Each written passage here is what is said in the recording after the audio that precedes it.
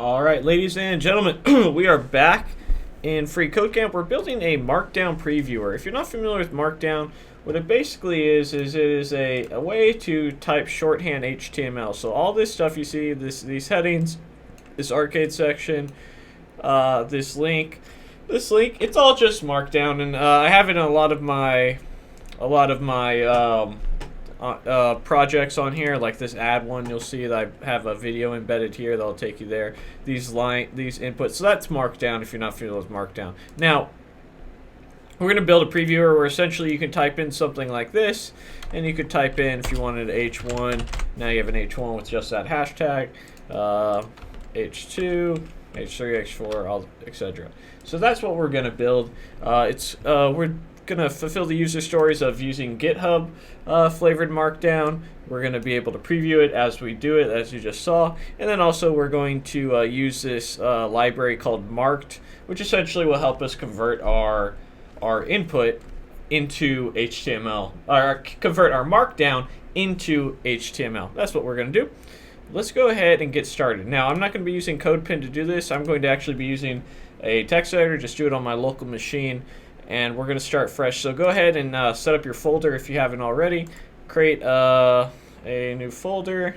In this case, I'm going to call it FCC-Markdown. Go ahead and select that. Now, I'll be using the Create React app. In this application, what we're going to do here, let's go ahead and launch our, actually I shouldn't have created that folder, so I'm going to create a React app in that folder right now. So go ahead and launch git bash and use the Create React app. If you don't have it installed, I suggest you install it.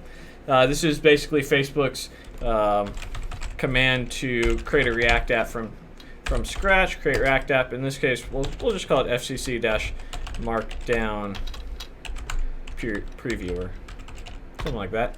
So forget that whole thing about creating a file. But this is going to install just essentially a little local server, so it auto updates in the browser. It's also going to import a bunch of files that we're going to use. So a couple things that we're going to be using in terms of dependency. We're going to install Markdown. We're also going to install react-bootstrap for the form input. And I believe that is it. So that's the two things that we will be installing right away. Once this gets going, and let me go ahead and bring up the documentation. So once this finishes, now this one, the hardest part about this one was actually going through the documentation than anything else. I found that the project itself was about as simple as you could make it. But if you're not accustomed to going through documentation, this might actually be pretty hard for you, and that is a skill within itself. So I know that I was looking for something, and unfortunately I was looking in the wrong space, and I had to reach out to a friend of mine who I know had completed. I said, "Hey, where did you find this documentation?" And he's like, "Oh, that's actually not in the Marked documentation. That is in the React documentation." So go ahead and open up your installer here. In our case, we're going to do FCC Markdown Previewer, and we're going to install a few things. So cd into FCC-Markdown Previewer, and what we want to do now is we want to go ahead and install Marked, and then we're going to install react-bootstrap, and then we're going to install everything else, and then we're going to launch our server and see where we're at. So this is just some basic stuff. If you don't want to listen to me talk about the project for the next 2-3 minutes, you might as well jump ahead. And if you're looking for something a little bit more challenging, as of right now, yesterday's video, which I think I'll probably put this out sometime next week, I put out the React camper leaderboard from the data visualization section of Free Code Camp. In that case, we do some AJAX calls, so if you're looking to go in that, you get introduced to Axios, React Bootstrap as well, and something else. Alright, so Mark took longer than expected to install. Next thing we want to install is React Bootstrap. react-bootstrap --save, and this will be our final installation. React Bootstrap is done installing, and last but not least, we'll do an install to install the packages that are left over from the create React Bootstrap application. I'm jumping kind of back and forth just because I don't want to sit here and give you guys a bunch of empty talk while we wait for the installations. Alright, cool. So if everything installed correctly, go ahead and input yarn start. This is going to launch our React application. While that is going, we're going to go into our source and jump into our app.js file. Now, go ahead and delete everything that's in here except this div class name app. And then while you're at it, go and collect the Bootstrap. Because we are using Bootstrap, we need to import the CSS. The CSS is not included in the React Bootstrap application. So go ahead and get that, some CDN or something like that. And we're going to jump into our index.html, which is in our public folder here. And we're just going to go ahead and throw this style sheet in the header like so. And while we're here, we might as well change this title here to Markdown project. So now that we've imported the CSS, let's go ahead and import our dependencies that we're going to be using for this project. There's only a few. It'll only take one moment. So we've already discussed that we are going to be using some Bootstrap. And there's three things that we're going to import for this from the React Bootstrap library. The form group, which is React Bootstrap live/form group, the control label, and the form control. These are basically, if you're familiar with Bootstrap at all, you would have your form group class, essentially grouping together stuff. Your control label is the label for our text area, because remember, we're going to have a text area where we're inputting all of our content, and then we're going to have a form control, which is actually the text area. That's why we're importing this. And last but not least, we need to create a marked variable. I did let. Probably would have been better to do const, but I just didn't think. And we're going to go ahead and call this marked, and we're going to set this equal to require marked. And this is going to essentially bring in the marked library that we used. All right, so where to get started? The easiest thing, first let's go ahead and find our page, make sure everything is set up properly. So if you're following along and you've deleted your content, this is what it should look like. If you didn't delete it, there should be some stuff here that said, welcome to React or some nonsense like that. Now, everything's going good, so how can we get started? Let's think about what we're trying to do. What we're trying to do is have some text come in, and then in an input, and then output it into HTML. So the easiest thing to do is to start designing that input, and we're going to be using React Bootstrap for that. So in a div, we're going to remember these components that we imported from React Bootstrap. The first one that we're going to create is called form group. And in this case, we're going to give it a control ID. And this is just going to be the ID for that group. And this is just copied straight, by the way, from the React Bootstrap documentation. So if you want to know more about it, you can go ahead and go there. So that's our form group, essentially kind of just a div to put it in there. Then we're going to have our label, right? So that's our control label. And you'll notice that these names are lining up, right? Because that's the whole point of it. And so this is going to be our label. And then in here, what do we want the label to be? I just put Markdown input. I think it's pretty self-explanatory. Now, the last part, we want our form control. And this is slightly different. This is going to be basically our text area. And this has a couple of parameters. And component class, this is how we tell it what input we want it to be by assigning component class. And as we mentioned, it's going to be a text area, so that's where we're going to pass that in. And then we can, at this point, just pass in normal things like placeholder. And we're going to set this equal to I don't know, input Markdown, enter Markdown, how about that? And we save it, and if everything's set up properly, you should see a little bit of output right now, just the text area. So you see right here, we have our label, we have this, you know, nice little highlighted selector that goes along with it. It goes to the edge. I don't really like that. So in here, let's go ahead and use the Bootstrap class container just to get it down and make it a little bit less, you know, all the way to the edge. That'll bring everything in just a little bit. So you see that's a little bit nicer. I don't worry too much about styling when I do these projects. I hope you guys style it better than I do. I really enjoy the, what's going on here? What did I do? I really enjoy the JavaScript aspect more than anything else. Now, the next thing that we want to do is, well, this is the div where we're putting content in. We're going to want a div where we put content out. And in the example, they had it side by side. I just did it top to bottom. You know, this is a quick project. You do whatever you want with it. In here, I just had a little h1, and I put Markdown output. So we did that.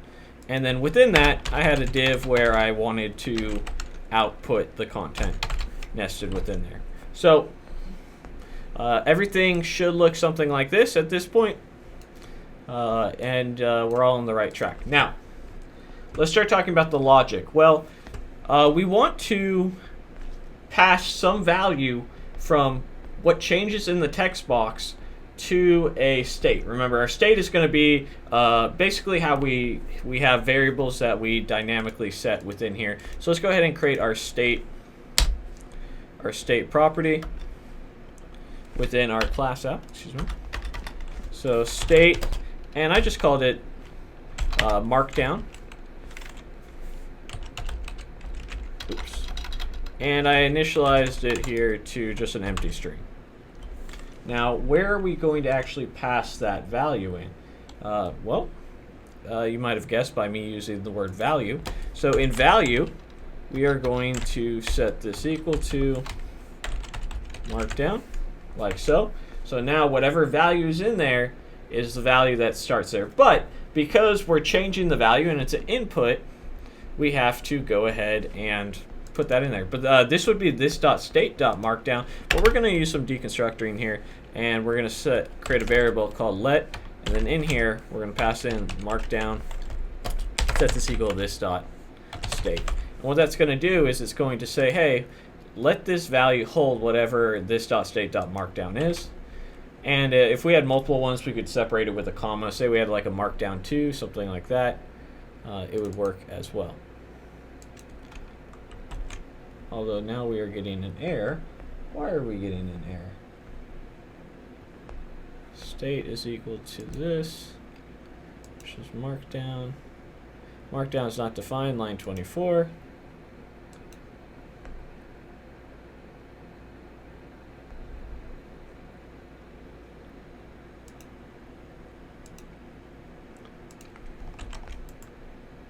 So we have some sort of syntax mistake.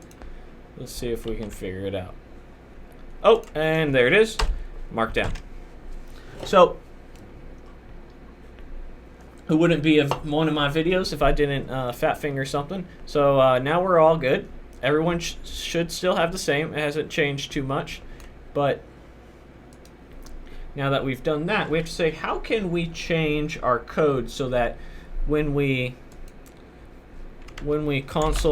say if we were to right here console.log out the value of Markdown, it would return something different every time we hit a different keystroke, because that's what we need to happen for our output. We don't want to have to click a button and then it renders it, although that is one way of doing it. That's not this project.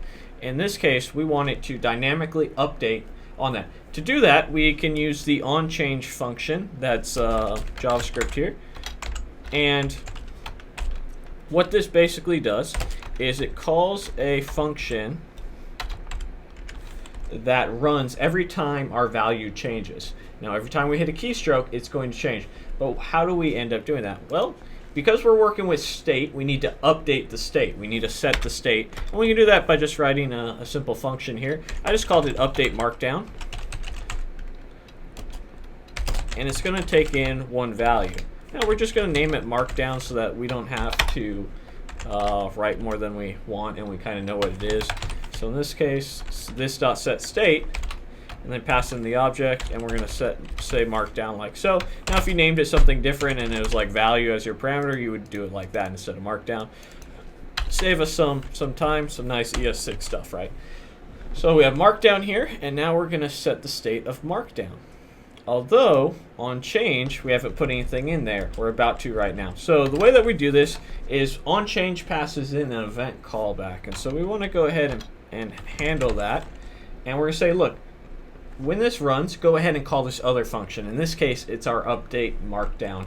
And what we want to pass in there is the event.target.value. And that is the content, the text that's in our text area, and that's what we're going to pass down, and that's what we're going to set state to. So in here we're going to say this dot update markdown, and our parameter in here, our markdown, is going to be this dot, event.target.value.